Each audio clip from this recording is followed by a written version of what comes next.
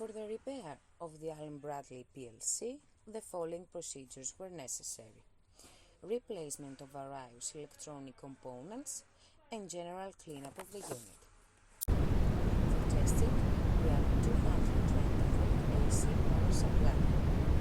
As we turn on the power supply, the unit reacts accordingly, and we can see the LCD screen of the unit lighting up.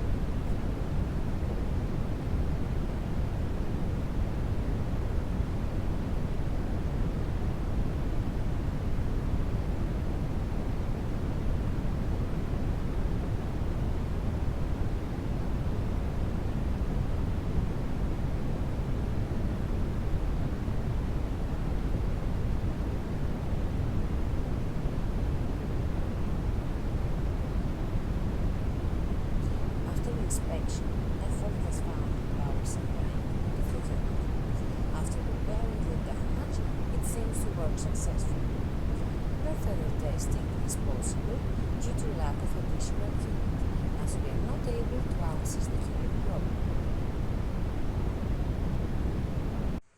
It is now clear that the Allen-Bradley PLC is working properly and it is ready to be delivered to the customer.